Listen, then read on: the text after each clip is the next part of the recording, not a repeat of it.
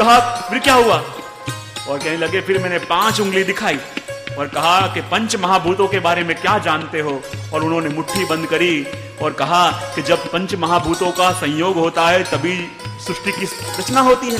कैसे बड़े विद्वान, पूरी सृष्टि का ज्ञान मुझे इशारों इशारों में दे दिया। और राजा को चक्कर आ गए, इतनी बुद्धि उस गांगुतिली में आई कहां से होगी? उसको अकेले में ले जाके पूछता हूं कि इसने पूछा क्या और समझा क्या।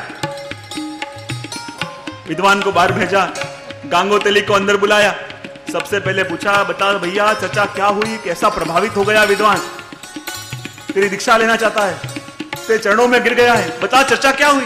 बोले चर्चा करनी क्या थी, मुझे लगा सामने कोई पहलवान आके बैठा है, सबसे पहले उसने 1 उंगली दिखाई, मुझे लगा मुझे धमकी दे रहा है, मैं तेरी 1 आंख फोड़ दूंगा, और मैंने 2 उंगली दिखाई। और फिर तो वो गुस्से में आ गया और 5 उंगली दिखा के मुझे धमकी देने लगा, मैं तुझे चांटा मारूंगा। और जहां चांटा दिखाया मैंने अपना मुक्का दिखाया, और जहां मुक्का देखा डर के मारे मेरे चरणों में गिर गया। लातों के बुत बातों से नहीं मानते। और राजा ने भी माथा पकड़ लिया, अरे क्या वो विद्वान समझा और क्या ये समझा। जहां बोला और बोलने के संग ही सारे भेद खुल गए कि कितने में है। इसलिए कह दिया कि कलयुग के अंदर ये सारे दूषण होंगे। दूसरा कहा मंदा सुमंद मतयो मंद भाग्या निभद्रता पाखंड निरता संतो विरक्ता सपरिग्रह। कलयुग के लोग मंद भागी होंगे, जिसको पकड़ना चाहिए उसके पीछे नहीं भागेंगे, जो कुछ सार का ही नहीं, जिसमें कोई काम ही नहीं, उसके पीछे भागते रहेंगे। पाखंड निरता संतो, संतों के अंदर भी पाखंड आ जाएगा। संतों में पाखंड नहीं आता, पर कई पाखंडी संत के रूप में आने लगेंगे। और वास्तव में संत कौन है, गुरु कौन है कि जो भक्त और भगवान के बीच का द्वार बने, दीवार न बने। जहां भक्त और भगवान के बीच का द्वार की भावना है वो गुरु है, वो संत है।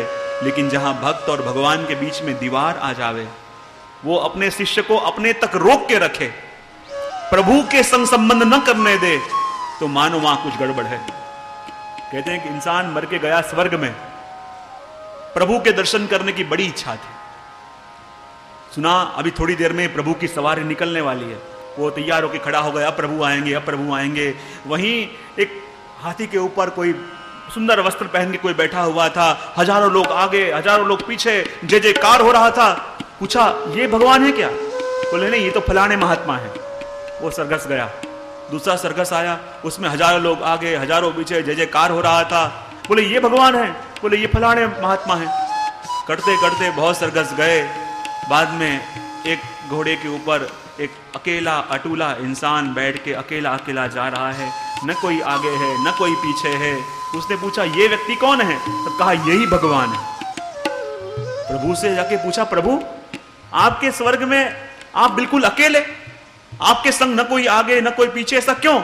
भगवान के लिए क्या बताऊं, सारे महात्माओं ने अपने चेले अपने पास ही रोक के रख दिए, खुद ही भगवान बन गए।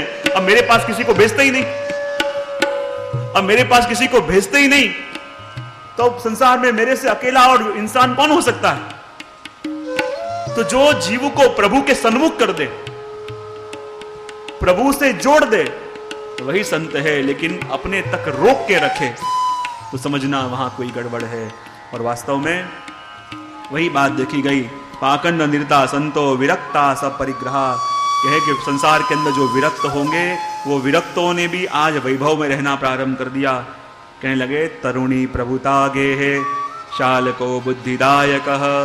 कहते हैं कलयुग के अंदर हर एक घर में घर वाले का राज नहीं चलेगा, घरवाली का राज चलेगा।